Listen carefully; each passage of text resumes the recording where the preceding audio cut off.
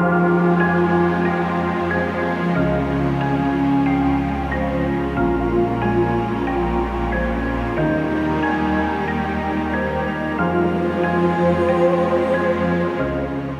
like it's going to be another beautiful day here in Peru. And as usual, the mornings are just extraordinary. There's Mount Veronica. It's just such a scenic, beautiful place.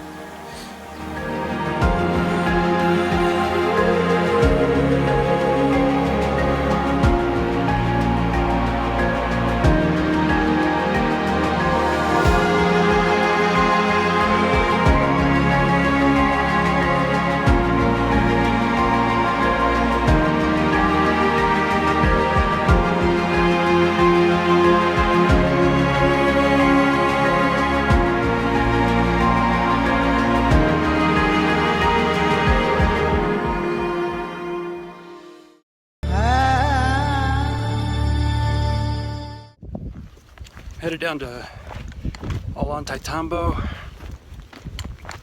along a stretch of road that circles around, goes around that ridge. There's a number of ruins along this road as well. This would have been an Incan road and possibly the same road used to reach the Sun Gate that I saw yesterday. May be apparent way back on that ridge. You won't be able to see it from this distance. But interesting feature. Down towards the valley, you have these, if you can see them, these tombs. Now, I've been told that Tiwanaku workers helped build this, but I'm not aware of any Tiwanaku Incan overlap. We're coming into Ollantaytambo now. You can see there's a train station below. Behind me you can see a lot of Incan walls. All Incan walls, terraces. Look like there's some structures over there we might check out. You can see the granaries up on the mountain. Just by the Urubamba River. You can see these terraces behind me. And trapezoidal doorways up top, which indicate some sort of political or spiritual significance. What's interesting is I don't know if you can see in the background, but you have these, 500 plus year old fields for crops that are still being used today for growing. I believe it looked like corn. Somebody was telling me that there are 3 growing seasons here in the Sacred Valley. The soil is so fertile and the climate is just right that the locals can get 3 crops a year. That's a pretty good yield. And these terraces in Ollantaytambo just go on and on and on forever. You see the aqueducts that were built before the Spanish arrived are still working, directing water from the mountains above, way up top, down through Ollantaytambo, serving various ceremonial purposes, no doubt. This old Incan rock wall. Looks maybe Pyrrhic style, Pyrrhic probably. And you can see these steps jut out, allowing the farmers or whoever just to move from one terrace to the next. They planted their crops on terraces because, as you can see, there's no flat cropland here. And in an area with a lot of sediment, clay, and a lot of fluctuation in rainfall, you of course have the risk of mudslides. So terraces actually create more slope stability. Here's another one of these steps used to, this one looks like it probably broke off, but you would be able to advance from one terrace to the next. It's history. Everywhere you look is a picture-worthy moment and a history lesson. I mean, it's everywhere. This is a long-awaited walk across the Urubamba River into Ollantaytambo, one of the royal estates believed to have been built by Pachacutec, the 9th Inca king, the ground shaker, the great overturner. Urubamba River. Urubamba River and Ollantaytambo. This is just the beginning though. We're going all the way up. There's ruins all the way up the mountain. Ollantaytambo is situated 9,000 feet above sea level in the Sacred Valley of Peru between Cusco and Machu Picchu.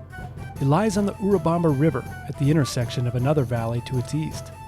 The site may have guarded the routes into the Amazon and was perhaps occupied by a local tribe when the Incas conquered it sometime between 1200 and 1400 AD.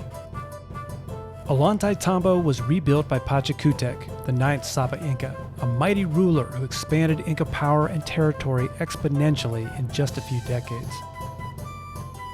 It's not clear what condition Ollantaytambo was in when Pachacutec ordered the town rebuilt, but this process likely involved demolition and repurposing of existing stonework. How much of what we can see today is truly Incan or much older is a matter of controversy. In any case, Inca laborers were still at work on the city when the Spaniards arrived. Today, the site of Ollantaytambo includes a mountainside citadel or temple, brimming with megalithic stonework and terraces, and below it, a city laid out in the shape of a trapezoid. Ollantaytambo is considered one of the few surviving examples of Inca town planning, with the wall foundations and grid of streets intact. Many of the original Inca houses are still occupied. Surrounding the entire city and temple is a wall that may have been constructed as a defense against the Spaniards.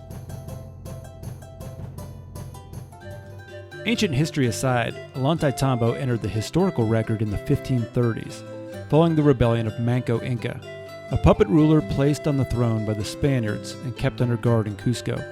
Fed up with his abusive and treasure-hungry captors, Manco escaped and rallied a massive native army to attack the city in 1536. After a 10-month siege, which ultimately proved unsuccessful, Manco retreated with his army to Ollantaytambo, from which he continued to harass the Spaniards. In 1537, under the command of Hernando Pizarro, some 100 or so Spaniards struck out for Ollantaytambo with the goal of recapturing Manco.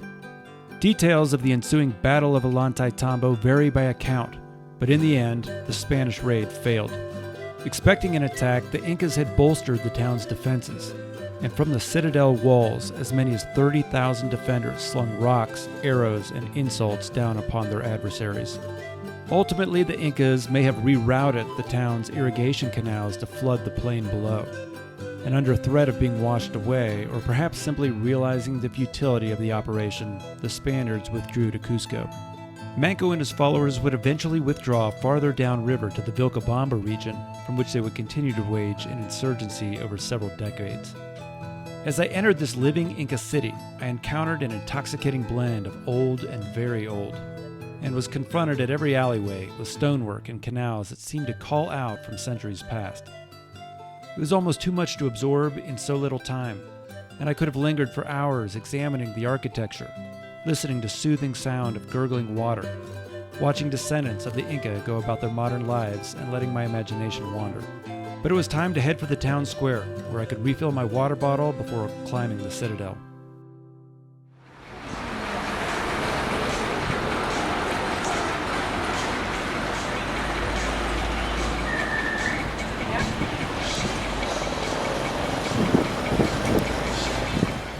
Okay, moving through the town of Ollantaytambo. Busy place. Even today, don't get run over.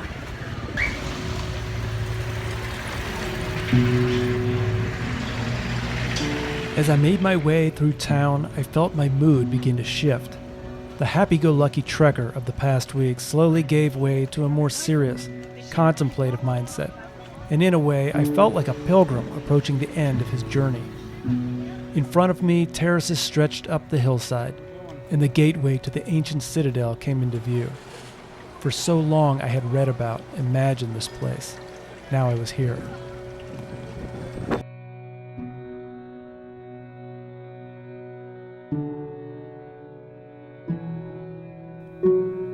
All about me were remnants of a great civilization.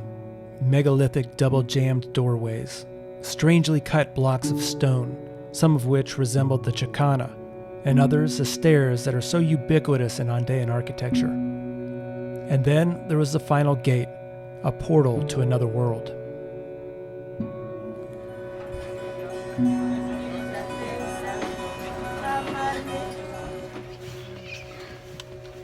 More Inca steps.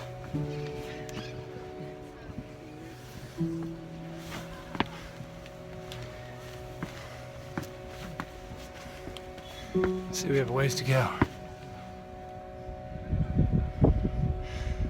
Rough, almost crude compared to the finer masonry of Sacsayhuaman, and even some of what you can see way up there.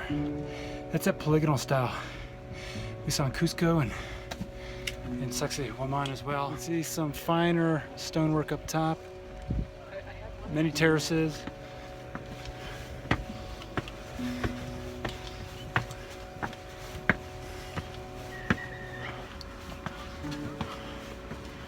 But you can see behind me the storehouses up on the hill, and just to the left of those is a face which you know is Wiracocha, the creator god in Incan mythology. And that colca, or those granaries that are terraced to its right, are actually the backpack of Wiracocha, or the bag, the rucksack that he would carry that was full of knowledge and skills for the people. Artisans, potters, farmers. As I rested on one of the terraces listening to a history lesson by my guide, my eyes drifted to the stonework above. Once again, I wondered at the varying methods used in so-called Inca architecture. Why the blended styles of masonry? Did these reflect different purposes, builders, or time periods? Were some of these ruins of the civilization that predated the Incas? Even the conquistadors had their doubts. The great chronicler Pedro de Cieza de Leon noted that many Inca sites were founded on some ancient buildings that the Incas had ordered built there during their reign. And according to Garcilaso de la Vega, the Inca invented little or nothing of their own, and, on the contrary, are great imitators of what they see done. I was soon to face many more examples of this strange blend of architecture, such as here. Note the mortarless polygonal style next to the much cruder rustic design. And then there's this massive rhyolite gate atop the terraces. It's a well-known and much photographed feature of Ollantaytambo. It has the classic trapezoidal design, often attributed to the Incas, but also evident in much older ruins around the world. Note the precise, tightly fitted joints, almost as if the rocks were melted together. And again, we see these curious knobs that we saw in the andesite stonework of Cusco, but which are also intriguingly evident on ancient stonework in places like the pyramids of Egypt. This seems like an extraordinary coincidence, doesn't it? So we're about halfway up Ollantaytambo, and we have behind us the imperial style of Inca or pre-Spanish masonry. You can see the trapezoidal niches, which again are believed to have been constructed in this shape because it's a seismically sound shape. It seems like kind of a weak theory to me, because, you know, maybe a doorway, a large doorway perhaps, but there was obviously some symbolic meaning of the trapezoid. What's really interesting about this, where we are right now, is you can see, in addition to being large stones that are fit together with precision, maybe you can tell these joints do not go straight back into the wall. So these joints are not at 90-degree angles with the wall. They're at an angle to the wall. And even within some of these niches, let's see if I can find one, you can see there's curves. These stones are curved into the back of the corners. I mean, this is some seriously tight masonry with huge stones. And, you know, it's just very interesting. It's so different from the other masonry, which is explained as being Pyrrhic or just a simpler style of masonry. But it almost seems like those large stones are pre-Incan, and the later civilizations, including the Incas, echoed those designs because it was very important for the Incas, who were ruling an empire, that they be viewed as the first and greatest people. I mean, if there was a civilization that came before the Incas that created architecture that was even more magnificent than the Incas, well then how glorious could the Incas be? And how could they be gods? So it would be a fairly convenient and smart approach to go ahead and claim that existing masonry as your own, and then to build on that with simpler designs, such as you can see up top right there. And it's not the divisions or the separations between one style and the other are very random. They don't seem planned. They seem almost like pre-Incan masonry has been filled with a later, cruder form of masonry. Anyway, that's pretty cool. Probably a throne of some sort. Alright, let's keep going. Okay, we're on the ceremonial platform at Ollantaytambo, and I was just looking at some of these stones that have not been finished yet, but you can see they have these little almost like receptacles. I believe this is the female version of the stone. You might have another stone next to it, and in the middle might be poured bronze as a way of linking the two. You can see on the other side is another one. So it's kind of interesting. You have some massive stones up here. So this is quite different from the Pyrrhic architecture or style of masonry that we've seen both here and at many other places throughout Peru. And you can see as an example, there is what we've been looking at. There's what we've been looking at. And then there's this.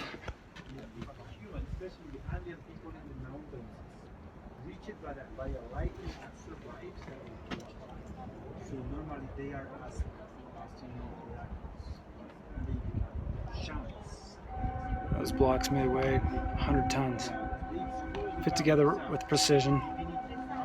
You can see one other feature.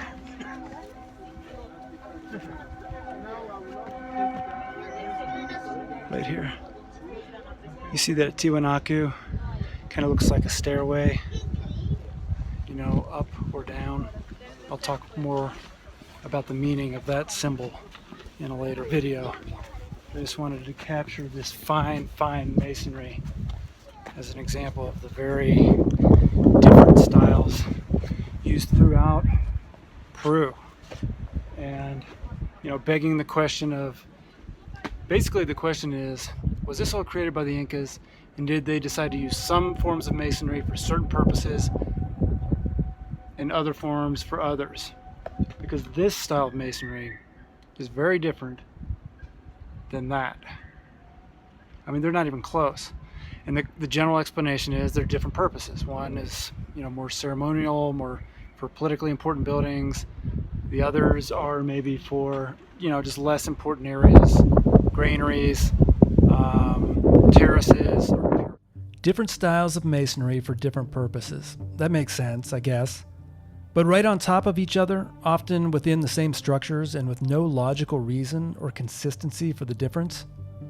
Or perhaps a smaller, rougher scale stonework is evidence of the reconstruction of Ollantaytambo by the Incas. Larger, heavier stones were left in place for the same reason the Spaniards left the biggest stones of Sacsayhuaman in place. They simply could not be moved. Inca workers may simply have placed smaller stones on top or between the existing megaliths. Perhaps that's why all these huge blocks litter the top of the citadel. Someone tried to move them but couldn't, so they were just left. Or maybe the projects were abandoned when the Spaniards arrived. Or the Spaniards tore them down. Or they fell victim to an earthquake. Who knows? I've never been able to find a single book or paper that clearly and definitively addresses these issues.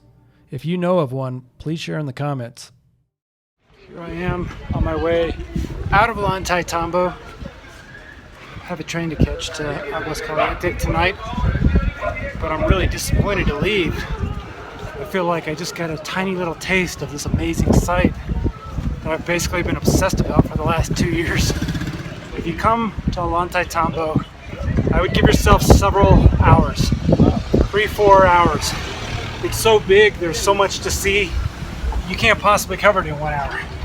And there's items that you can purchase, books that you can read. You can hire a guide and give you an explanation of various theories about how and why Ollantaytambo is built. But all that takes much more than 1 hour. Before catching a train, I needed to grab a bite to eat. Ollantaytambo has lots of little restaurants tucked behind its walls for hungry tourists. And while threading my way through the back streets, I got to see even more of the town's history. Kind of a cool little alley we're walking through here. Large stones, almost imperial, Puritan, very rough.